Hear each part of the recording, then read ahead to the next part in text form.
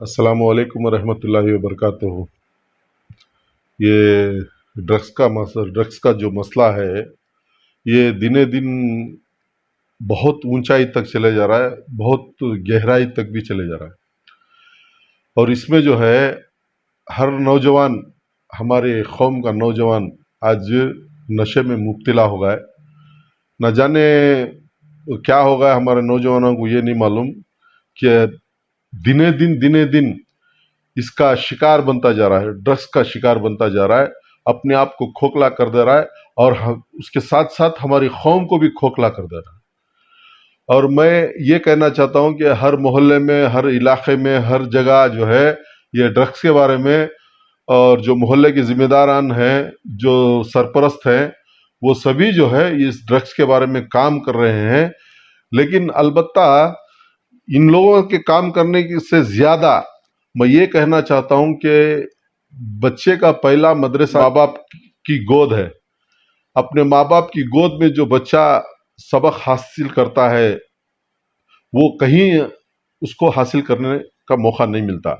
इसलिए मैं उनके माँ बाप से ये गुजारिश करना चाहता हूँ, उनके बड़ों से मैं गुजारिश करना चाहता हूँ कि इन बच्चों को के ऊपर थोड़ा तवज्जो दे, थोड़ा प्यार से, थोड़ा मोहब्बत से उनके पीछे रहकर इन बच्चों को संभालने की कोशिश करें। देखिए, जितना आप अपने बच्चों को सेफ कर सकते हैं उतना कोई नहीं कर सकता।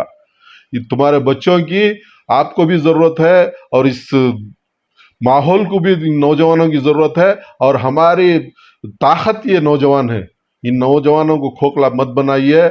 मैं आपसे आजिज़ाना गुजारिश करता हूँ, बड़े रंजो गम के साथ ये कहना पड़ रहा है कि हमारे नौजवान के जो नौजवान कौम है इस नशे का शिकार बनते जा रहे हैं।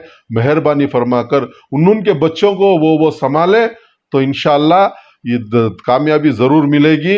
अपने बच्चे अपने हाथ रहेंगे, अपने बच्चे अपने साथ रहेंगे, वरना ये जवानी में ही मौत का शिकार बन जाएंगे। ये मैं कह नहीं सकता कि ये बेटे का जनाजा अपने बाप के कंधों पर गया तो वो बाप के दिल पर क्या बीतती है वो बाप को मालूम होता है। उससे ज्यादा कोई तकलीफ वाली बात नहीं है। अपने बच्चों का जनाजा अपने कंधों पर अगर उठाना है तो अपने बच्चों को आज़ाद छोड़िए, वरना अपने बच्चों को अपने हथाटी में लेकर अपने बच्चों को अच्छी अखलाक सिखाकर उनके पीछे थोड़ा वक्त लगाकर अपने बच्चों को दीन की तरफ मुतवज्जो कीजिए और काम की तरफ मुतवज्जो कीजिए और तिजारत की तरफ मुतवज्जो कीजिए। अपनी फैमिली के साथ अपने बच्चे रहेंगे तो बहुत से रिहाब हैं, तो एक रिहाब में 8,000 रुपये मांग रहे हैं। तो ये गरीब जो है अपने बच्चों को अच्छा करना चाहते हैं, मगर रिहाब के पैसे उनके पास नहीं रहते, तो ऐसे उनको क्या करना चाहिए? देखिए, रिहाब में जो पैसे लेकर अभी बहुत कौम के बहुत सारे नुमाइंदे जो है ये रिहाब के अंदर बहुत सारे पैसे लगा रहे हैं। वहाँ कोई ऐसे हिजाब क्या वो बोलते हैं, हिराब में डालिए, वहाँ पर पैसे ना लेते हो। ये इन लोगों में एक धंधा बना लिए हैं।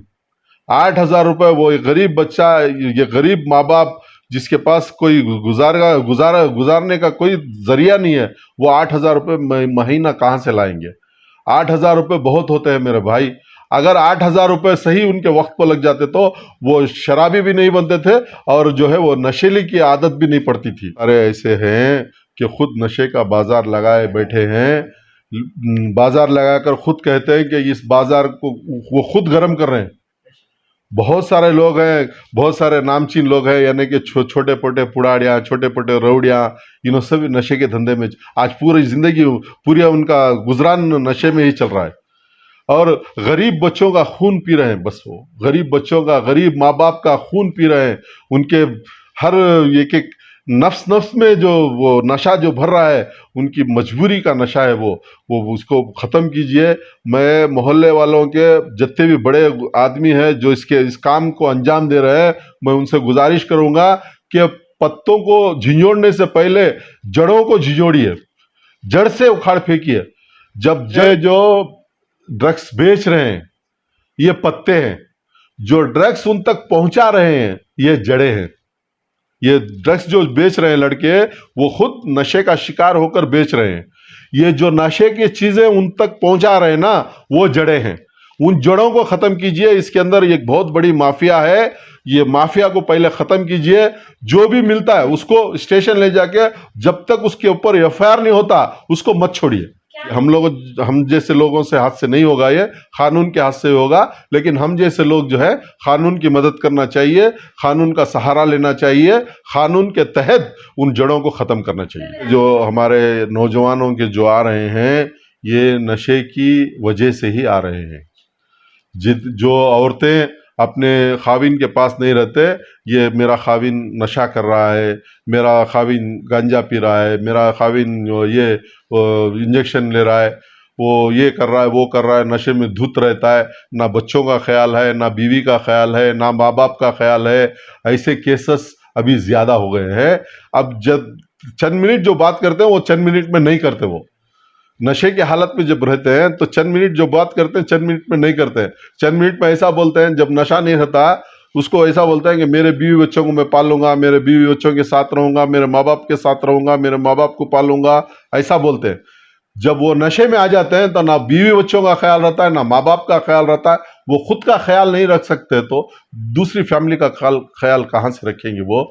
इसीलिए जो है, जब इंसान नशे से दूर रहता है तब वो होश में रहता है, तो उसको अच्छे बुरे की तहमीज़ रहती है। नशे में धुत रहता है कि वो नशे से बाहर निकलना चाहता ही नहीं वो।